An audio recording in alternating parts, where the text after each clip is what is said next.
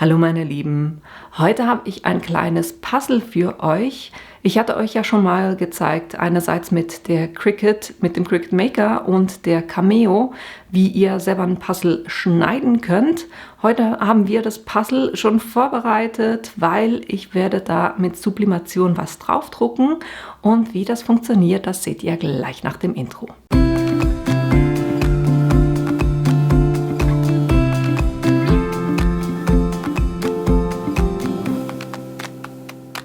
Für dieses Projekt habe ich ein Puzzle, das ist von der Größe her, Breite ist ungefähr 4,5 cm, die Höhe ist ungefähr 19,5 cm und das hat so einen leichten, ich muss es rausnehmen, damit ihr das seht.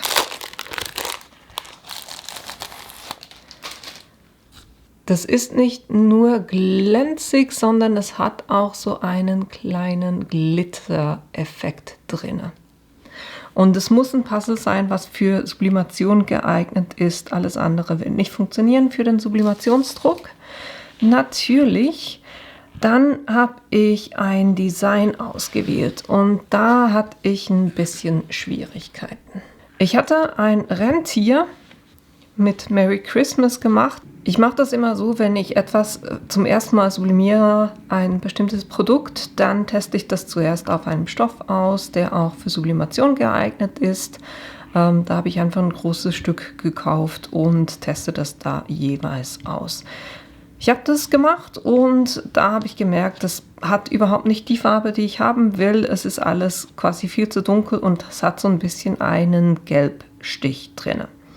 Dann dachte ich mir, okay, ich versuche es anders und gehe da ganz einfach mit der Helligkeit ein bisschen runter, 20%. Und das war dann aber ausgebleicht, hat mir auch nicht gefallen. Dann dachte ich mir, okay, ich gehe mit der Helligkeit runter plus mit dem Kontrast runter, je 20%. Respektive Helligkeit hoch, Kontrast runter, so wollte ich sagen. Und das hat dann von der Farbe her auch nicht gepasst. Dann dachte ich mir, okay,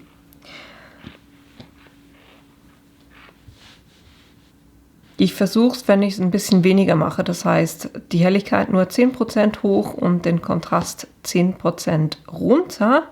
Aber auch das war noch nicht das Ergebnis, was ich haben wollte. Und dann habe ich tatsächlich versucht, ganz einfach das anstatt auf eine 6500 einzustellen, was Bilder normalerweise haben, wenn man die im PowerPoint drin macht, habe ich die auf 5000 runtergenommen und den Kontrast auf 10% und die Helligkeit auf 10%. Hier fällt ein Minus, das war Kontrast minus 10%. Wie ihr sowas machen könnt, das zeige ich euch kurz.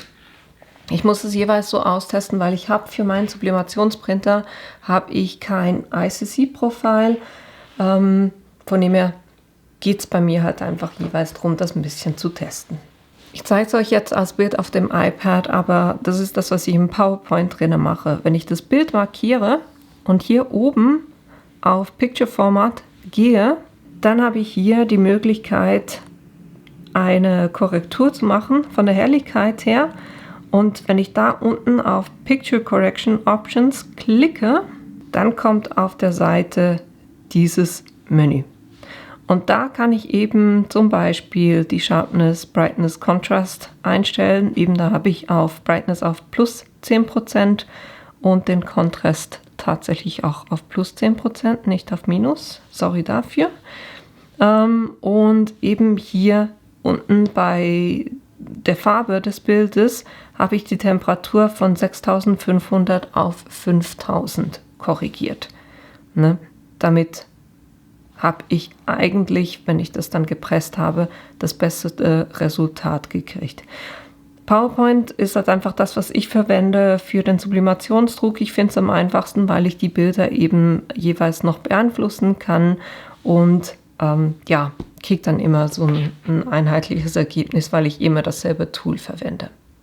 Dann habe ich mir das ausgedruckt, natürlich in der Größe, dass es passt. Ich mache das jeweils so einen halben Zentimeter größer, damit ich da nicht plötzlich am Rand die Gefahr laufe, dass da nichts abgedeckt ist.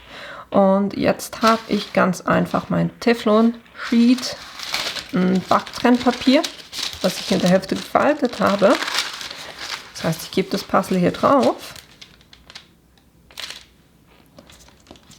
Und dann nehme ich das Bild. Natürlich gucken, dass da keine Fussel drauf sind.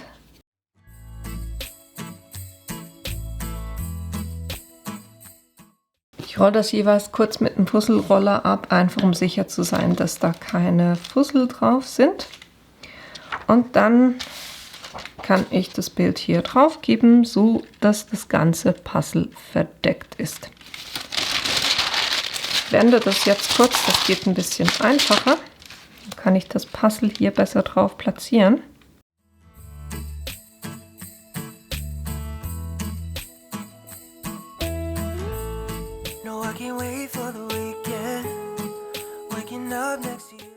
Und dann mache ich das mit einem hitzeresistenten Tape fest, weil wenn ich die Heatpress dann öffne und das mitkommt, dann laufe ich Gefahr, dass ich da ein Shadowing habe oder ein Ghosting habe, und das will ich natürlich nicht.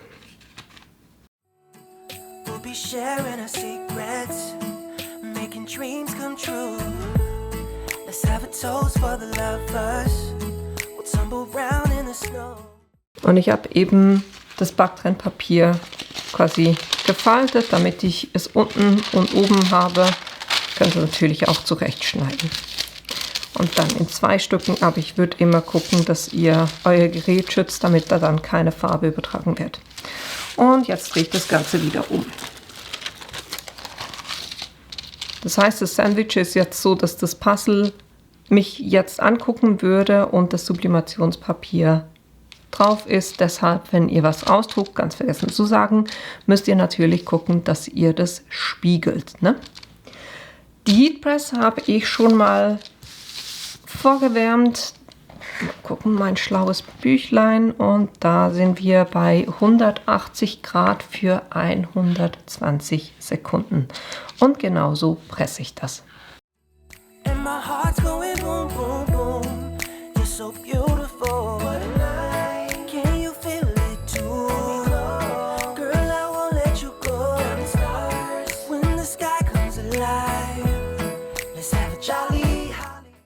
Ich habe vor dem Pressen natürlich den Druck eingestellt. Hier so ein mittlerer Druck, da braucht die wirklich auch nicht einen massiven Druck drauf.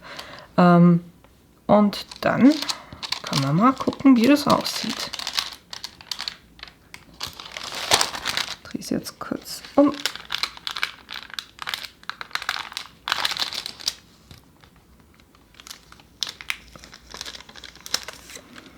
Das müsst ihr auch gar nicht so lange abkühlen lassen, weil das Papier per se oder das Karton die Hitze gar nicht so stark übernimmt.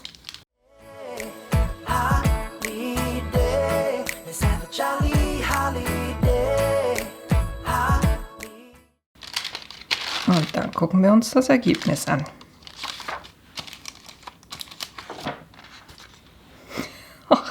Ist das cool? Wie geil ist das denn? Sorry, meine Wortwahl, aber das ist so cool. Es hat es ein bisschen gebogen, da könnt ihr dann das abkühlen lassen und das irgendwo unter ein Buch legen. Aber jetzt mal ehrlich, wie cool ist das denn? Wenn wir uns die einzelnen Puzzleteile angucken.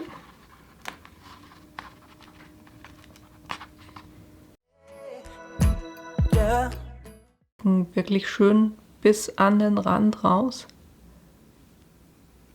Hammermäßig.